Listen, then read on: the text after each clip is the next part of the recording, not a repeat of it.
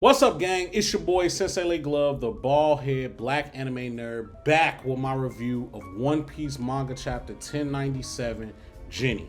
And much like the last chapter titled Kumachi, this one is, like I said, a continuation of Kuma's backstory. We are doing a lot of time skips to get the holistic picture. What I will say is this backstory is really like expounding on Kuma's character a lot and giving us some details that I didn't really know I needed. To be honest, Kuma was always a character that I fucked with. Like he was really cool since his introduction in Thriller Bark. Like I never saw him as really like a villain. I just saw him as an interesting person. And I think the thing about One Piece is it's a lot of characters that are introduced that they're not good or bad, they're just here. You know what I mean? Like they're just characters playing a role in this big ass world. You know what I'm saying? So shout out to Oda for being able to do that. And Kuma is one of those characters that are like that. So before I continue with my review, make sure you subscribe, click the bell icon so you get notified when I drop. Like I said, man, I'm back at this shit, bro. I'm doing this shit. So y'all subscribing helps me out. Y'all sharing the video helps me out. So make sure y'all go ahead and do that. All right, so Kuma's been living his dope ass life with GINNY. He is still at the Sorbet Kingdom. He's been like obviously relieving the pain of all of the villagers and the old motherfuckers that live around him. So they've been really fucking with him. But what we learn in this is that he has to take that pain. Somebody has to take that pain. So I love that. I don't really want to say a callback, but it really just expounds upon what happened in Thriller Bark with Luffy, Zoro. Obviously nothing happened, but I like that they expound upon that and give us an explanation that you can't just you can't expound the bubble of pain and just leave it there, because eventually it's going to go back to whoever or whomever you extracted it from over time, and it's probably going to be 10 times worse. So he takes the pain, which is okay, like, all right, you that nigga, G, like, you know what I'm saying, shout out to you.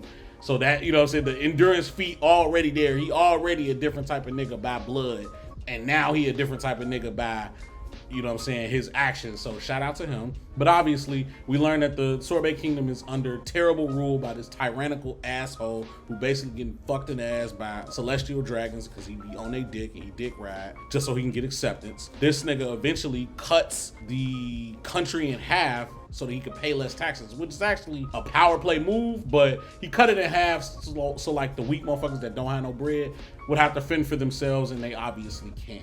So a lot of people like pirates and stuff like that come around to basically enslave them and make them do what they want. And Kuma don't fuck with that, so get into it with him, ended up getting locked up.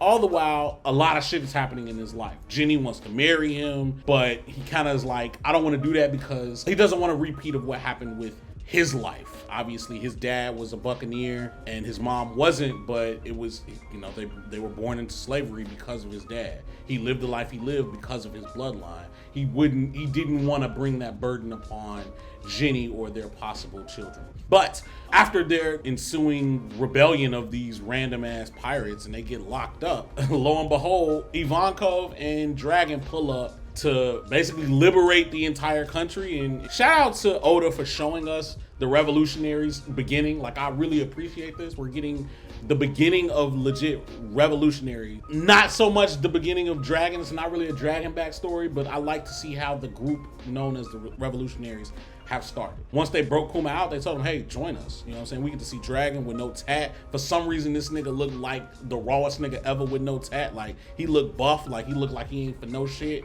Then, like, when you see him with the tag, he kind of look like a bitch. I'm not gonna lie. Now, Dragon, one of my favorite characters, but like, gee, he do look better with no tat. I'm not gonna hold you. But also, we learned, so after they join up, after Kuma and GINNY join up with the Revolutionary Army, before they're a Revolutionary Army, they become the Revolutionary Army. We get a confirmation that Dragon was actually a Marine prior to being a revolutionary. That's insane, bro. Like, what? What? Now I need to know what the fuck this nigga rank was. Was he supposed to be an admiral? Like, did niggas fuck with him? Like, how, you know what I'm saying, what was going on with Garp? Like, was he a Marine during the God Valley shit? Because this was like 25 years ago, so that shit was way over with. Like, you know what I mean? Like, what happened? Like, he said, I found no justice there. So, man, like, that really makes me think, like, what's to him? I need a Dragon backstory. I always needed a Dragon backstory, but now I really need to fill in the blanks. Cause like, this is part of his backstory, so I wouldn't be mad if like they skip through some of this when we get some blanks, but I really just want to know his upbringing. Like, show me Dragon as a shorty, show me him as the Marine, show me why he wanted to dip. Really just show me him and show me what he experienced and what he doesn't fuck with, right? This is 25 years ago that we're seeing him, so he hasn't even met, or maybe he has. He hasn't had Luffy yet. So we could in this, although Oda said he probably wouldn't show us this, but we could in this see when that happens or who that happens with. When did this nigga dip off? The funny thing about this chapter is when it's 25 years ago that we meet him, we skip another 8 or 9 years to 14 years ago, which means that all of these births have happened because Luffy would be, what, fucking 5 or some shit like that at this point. Oda purposely skipped a chunk of years where, you know, the birth of Luffy and the meeting of these people and the birth of Bonnie. If Oda says she's 24 years old, we skipped that part because this would have had to have happened shortly after they met the revolutionaries. But more towards the end of the chapter, obviously Kuma and Ginny, they're revolutionaries. Ginny ends up becoming a captain and she was lacking because she was excited about meeting back up with Kuma and got captured, and the chapter ends there. Obviously I think this is going in a direction of figuring out, one, why they call Kuma a tyrant. Unless that's just his nickname, like his moniker. If he was never really a king, he was the king of a kingdom. So we haven't gotten to that part yet. Why they call him a tyrant and what he had to do to get Ginny back if he could. I think Ginny's dead. So I think in this we see her die. I don't think this ends well for Kuma or Ginny at all. Like, I think Shorty's gonna die here, or her life's gonna get traded for something. I think we get a reveal of Bonnie, but I don't think it's gonna be what we think, because Oda says she's 24, which means she's 3 years older than Luffy, which means she will have had to have been born right after they met Dragon. But if she's not, because the running theory is that she's actually a child with the age fruit, but she's altering her age to fit in, that means that something would have had to happen more recently, like in more recent years, maybe 5 years ago or something like that, that kind of changed it. Because even her being a 14-year-old doesn't scream child, you know what I mean? I think we get introduced to Bonnie either as a child that was already born, right? So Bonnie at 8 years old, like, you know what I mean? Like, I think it's either that, the child of Kuma and Ginny at 8 years old, so it's just a confirmation that that's their child, or we find out that she's a clone of Ginny, or potentially a slave, somebody who's also enslaved by who we assume to be the Celestial Dragons or any of the revolutionaries' enemies, which is really the world government. So the only people that's really gonna capture these niggas is the world government, for real, like, let's be honest.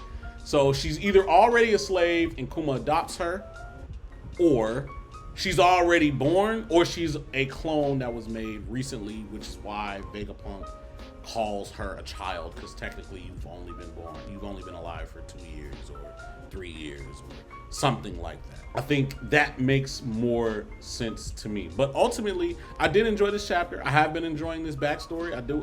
It was really out of left field. I didn't see this coming, but I appreciate it, and I didn't really know I needed it. But yeah, Kuma played a big role, you know what I mean? And he was finding out that he was in so many places that we're so interested about is like lit. I'm very excited to see what happens to Ginny, what happens next chapter. I think we're gonna get a big reveal. I think something's like creeping up. I'm excited, man. Let me know what you thought of my review down in the comments below. Let me know what you thought of the chapter down in the comments below, man. What y'all think gonna happen next? What's gonna happen with Ginny? Who the fuck is Bonnie? What's her origin? Is she really Kuma's daughter? Like, she don't say shit about Ginny. Like, I get that. I don't know. Like, what's tough? You know what I'm saying? Y'all tell me. Make sure you follow me on Twitter at SenseiLayGlove. Follow me on Instagram at SenseiLayGlove. Yeah, man, we're going to continue to rock this shit out. I also be streaming on Twitch now, so I'll probably start doing some live reactions soon. Let me know if y'all interested in that. Other than that, SenseiLayGlove out.